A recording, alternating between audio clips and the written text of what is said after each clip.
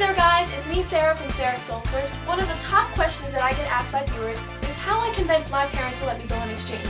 I get the feeling that many of you think that I was able to just waltz on over to Korea with absolutely no resistance from my family and that they were totally supportive from the start. Let me make myself clear.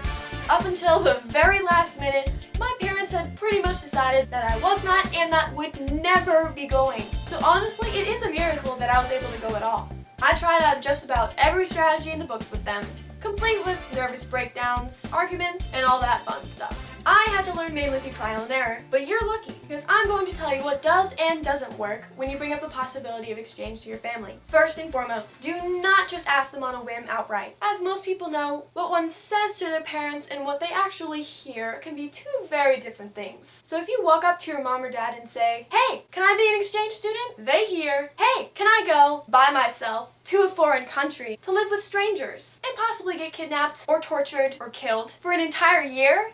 Unsurprisingly, most parents that I know would respond to that sort of question with a resounding no and try to prevent you from bringing up the possibility ever again. Remember guys, parents are delicate creatures. You have to break this sort of thing to them slowly. Now, the best way to prevent your dream from getting shot down before you have a chance to even explain it is to do your research ahead of time.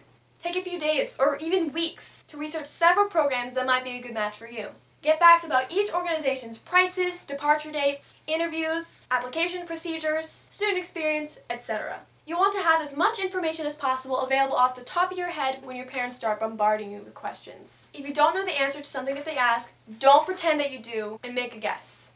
If you're mistaken, especially about things like fees, departure dates, and program policies, it can cause way more drama than it's worth in the future. Have the contact information of a program representative at the ready so that when a question comes up, you and your family can make a call or even set up an appointment together. But before you do any of that, you need to ask yourself, why do you want to go abroad? Reasons like, because I want to meet lots of hot foreign guys, because I'm obsessed with EXO, because I want to meet lots of hot foreign guys who look like members of EXO. Might make sense in your head, but they won't sound very promising to your parents. Even if the reasons I described are motivating factors, you'll want to be able to list some other benefits. If not for yourself, then at least for the sake of your family's sanity. Think hard about how doing an exchange would impact you. It really is a life-altering experience. How would the benefits of exchange help you in high school, college, your future career, for the rest of your life? What about the area you're interested in attracts you? What opportunities would you have there that you wouldn't be able to find anywhere else in the world? These are important things to consider. After all, if you don't want it enough, it's going to be hard to make your parents want it for you. And now for the most important and nerve-wracking part, the asking itself. My advice is quite simple really. Don't ask at all. Now hold up, I'm not saying that you should just pack your bags and fly halfway across the world without ever telling your parents. That's just messed up and illegal, but hear me out. Instead of approaching the conversation like your parents have to make a decision anytime soon, simply open up the possibility of exchange for discussion without asking them for anything at all. After all, if you don't ask, they can't say no, right? Listen to your parents' questions and concerns. 99.9% of the time, they really are looking out for your best interest. Come prepared with all the information you found in the research stage, organized into some sort of physical format that you guys can look over together and that they can look at later by themselves. I actually ended up making a PowerPoint and presenting it to my parents. While it might sound over the top, it really helped me organize my thoughts and show their parents that I was serious about making this exchange year happen. I wanted to give them the best information available so that we could make the best choice for me, hopefully one that involved me going abroad. But that's not quite the end of it. It's one thing to talk about becoming an exchange student, but you have to show them that you're capable of making your exchange year happen. Do as much on your own as you possibly can. That is, raising funds, filling out applications, scheduling interviews, applying for scholarships, and adjusting your schedule at your home high school. It's a lot of work. But remember, the more you do on your own, the fewer reasons your parents will have to pull the plug.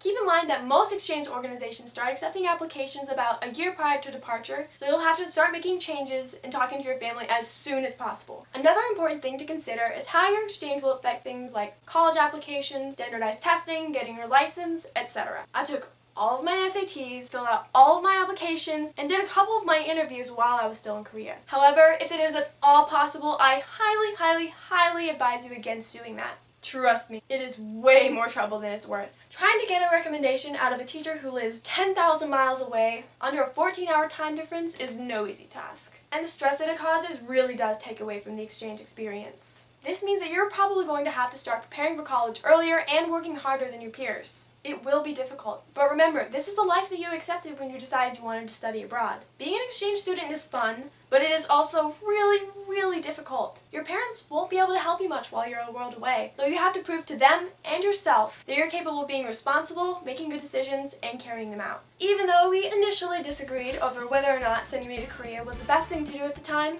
my parents and I have definitely come to the conclusion that allowing me to study abroad was the best thing that they could have ever done for me. It was very difficult to get there, and even harder after I arrived, but I can honestly say that I don't regret a thing. I'm eternally grateful to have had this opportunity and all the ones that will follow because of it. Thank you so much, Mom and Dad. I will never be able to thank you enough. So, who else here is thinking about studying abroad?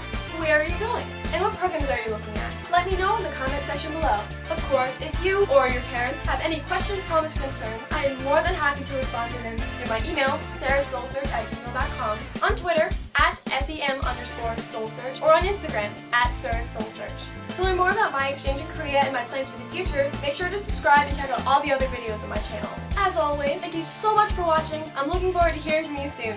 안녕!